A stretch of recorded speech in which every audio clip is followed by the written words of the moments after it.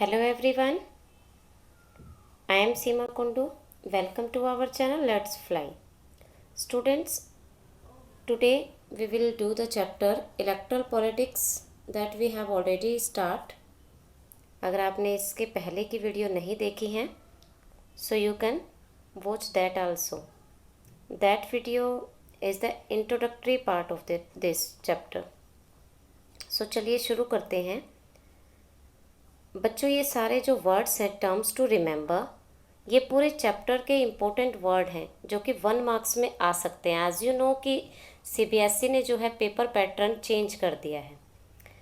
According that अब जो है 20 मार्क्स जो हैं आपके वो 1 मार्क्स के क्वेश्चन जो कि इंटरनल क्वेश्चन बुक में से होते हैं. अगर आप वो डिटेल में नहीं पढ़ेंगे so you can not get that marks. So these are the important word that is used in the full chapter. So one by one हम एक एक को अच्छे से करेंगे. So चैप्टर का नाम है इलेक्टरल पॉलिटिक्स. पहले मैं एक एग्जाम्पल बता दूं जो कि आपने एनसीईआरटी की बुक में पढ़ा होगा. हरियाणा के विधानसभा चुनाव का एक एग्जाम्पल दिया गया है कि बहुत साल पहले 1987 में और उस समय न्यूज़पेपर में एक खबर आई थी. आधी रात का समय बहुत सारी भीड़ शहर के चौराहे के पास पिछले 5 घंटों से अपने नेता के आने का इंतज़ार कर रही है.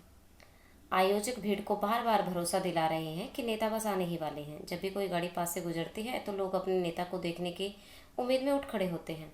उन्हें लगता है कि जैसे उनके नेता आ गए. ये जो नेता थे ये श्री देवीलाल जो कि हरियाणा संघर्ष समिति के प्रमुख जो गुरुवार की रात को करनाल में भाषण देने आने वाले थे. उस समय श्री देवीलाल जी की आयु जो है 76 वर्ष थी.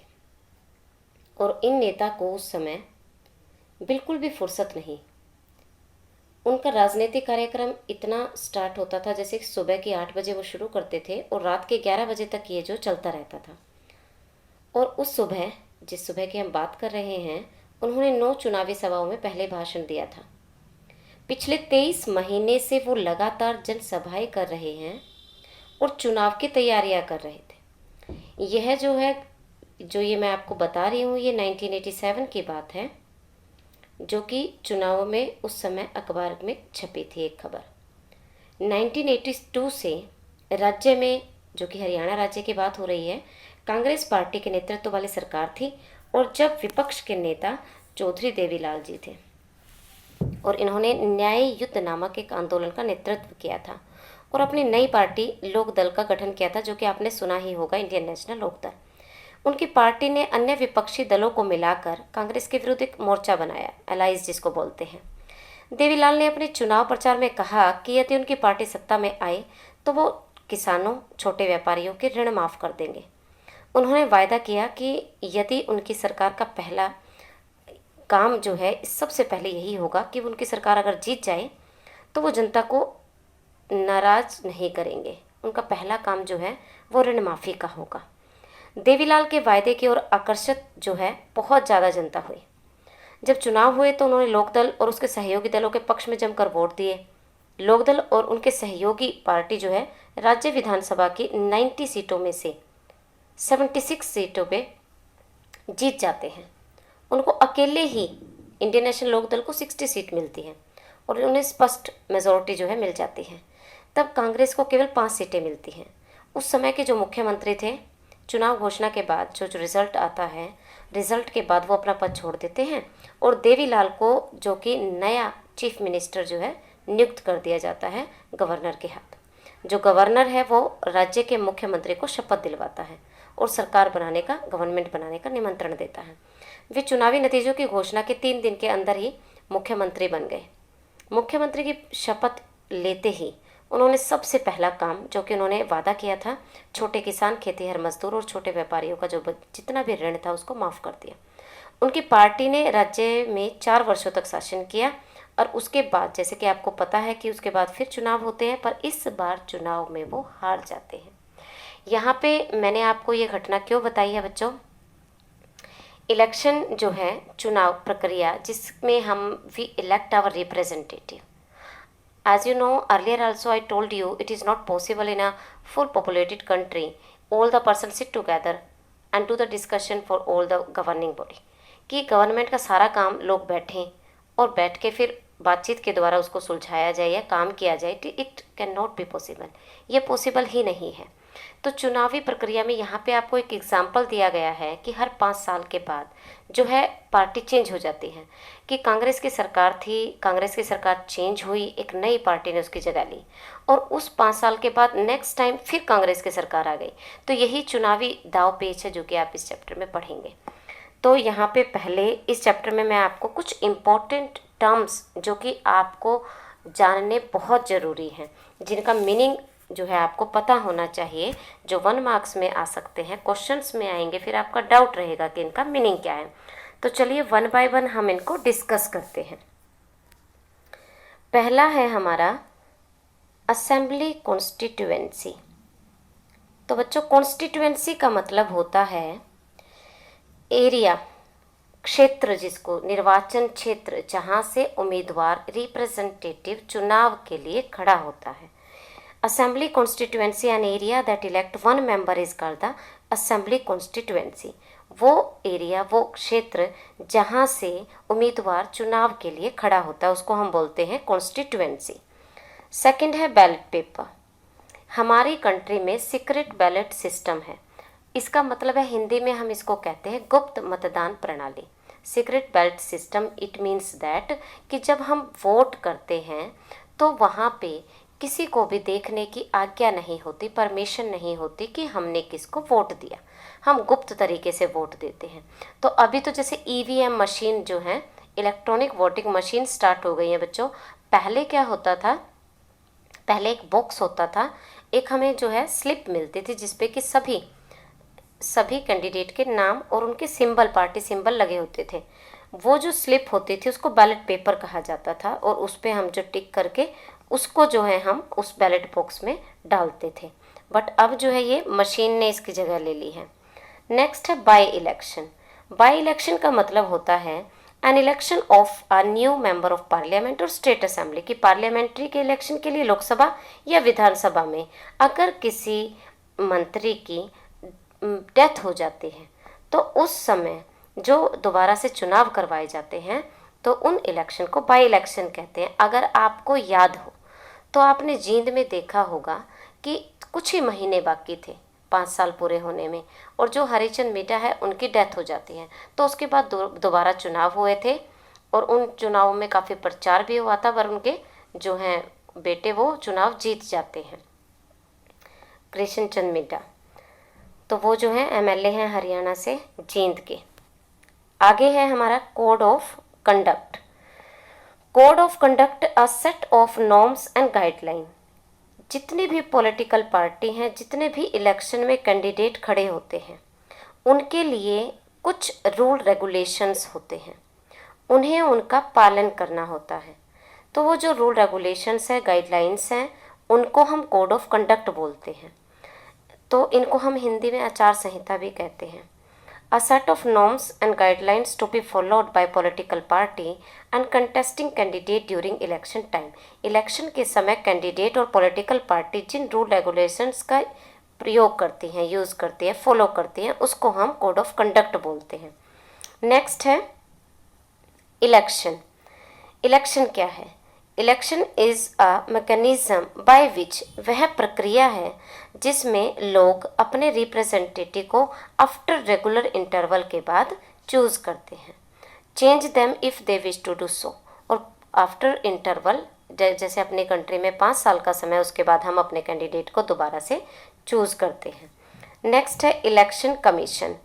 इलेक्शन कमीशन जो है, the entire process of election in our country is conducted, controlled, supervised by an independent body called the election commission.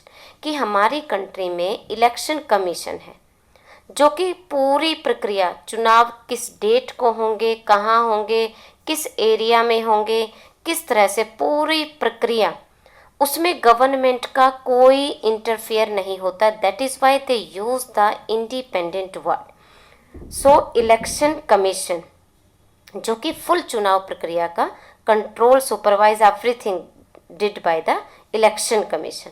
Next है इलेक्ट्रल रोल, कि जो एलिजिबल वोटर हैं उनकी लिस्ट होती है।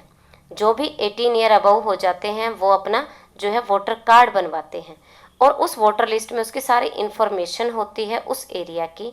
उस लिस्ट को कैंडिडेट लिस्ट, जो वोटर लिस्ट, सॉरी कैंडिडेट नहीं आएगा यहाँ पे, वोटर लिस्ट जो है उसको हम इलेक्ट्रल रोल बोलते हैं। ये आपको अच्छे से याद रखना है। नेक्स्ट है बच्चों फैक्शनलिज्म। फैक्शनलिज्म का मतलब होता है disagreement that exist with in a political party. इसको हम हिंदी में कहते हैं गुटबाजी, कि पॉलिटिकल पार्टी के अंदर सभी के बीच में मतभेद हो जाना, गुटबाजी, गुट बन जाना, उसको हम बोलते हैं फैक्शनलिज्म। नेक्स्ट है इनकम्बेंट। इनकम्बेंट का मतलब होता है the current holder of a political office. जो पॉलिटिकल पार्टी अभी जो करंट में, जैसे हरियाणा में अब जो है भाजपा की सरकार है। Usually the choice for the voter in election is between the incumbent party and candidate and those who oppose them. कि चुनाव में वोटर के पास 3 चॉइस होती हैं। एक जो पॉलिटिकल पार्टी सत्ता में है उसको हम बोलते हैं इनकम्बेंट, दूसरा उसके अपोजिशन में जो विरोधी पार्टी है, और बहुत सारे कैंडिडेट स्वतंत्र जो इंडिपेंडेंट होते हैं। नेक्स्ट है level playing field, condition in which all parties and candidate contesting in an election have equal opportunity to appeal for vote and to carry out election campaign।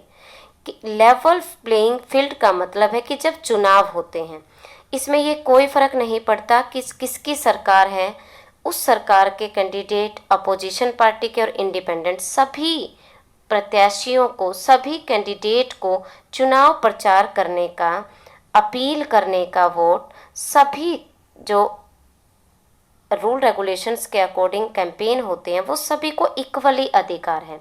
ये नहीं है कि जिसकी सरकार है तो वो सरकार का यूज़ करें, सरकारी पैसे का यूज़ करें, सरकारी व्हीकल का यूज़ करें, नहीं, सभी के लिए जो है इक्वल लेवल प्लेइंग फील्ड जो है means equal opportunities will be given. Next reserved constituency, जैसे कि हमारे हरियाणा को 90 कॉन्स्टिट्यूएंसी में बांटा हुआ है विधानसभा इलेक्शन के लिए। उनमें से कुछ सीट जो हैं वो एससी और एसटी के लिए रिजर्व होती है। It is fixed by the constitution, it is written, we can not change in that. तो जैसे कि हमारी लोकल बॉडी है पंचायत, और गांव में पंचायत और नगर पालिका, उनमें 33 सीट जो हैं, 33% सीट जो है वो महिलाओं के लिए आरक्षित हैं, रिजर्व हैं। ऐसे ही एससी, शेड्यूल कास्ट और शेड्यूल ट्राइब के लिए भी फिक्स होते हैं। नेक्स्ट है टर्न आउट। टर्न आउट का मतलब है the percentage of eligible voters who cast their vote in election. जब इलेक्शन हो जाता है तो आप इलेक्शन के बाद देखते हो न्यूज़पेपर में कि कितने परसेंट वोटिंग हुई है। जो जितने परसेंट एलिजिबल वोटर्स जो हैं, जिन्होंने अपना वोट दिया है, उसको हम बोलते हैं टोटल टर्न आउट। नेक्स्ट है verdict, a decision that is made by an election commission whether a candidate wins an election or is defeated। कई बार जो है वो वोट जो है इक्वल हो जाती है, तो वहाँ पे स्थिति हो जाती है कि कौन सा जीतेगा। तो उस समय किसी भी तरह के जो भी कोई भी कन्फ्यूज़न इलेक्शन में होता है तो उसका निर्णय जो है, जो डिसीज़न है, वो इलेक्शन कमीशन करता है। उस निर्णय और उस डिसीज़न को हम कहते हैं वर्डिक्ट। नेक्स्ट है election, it is a mechanism by which people can choose their representative at regular interval and change them if they wish to do so.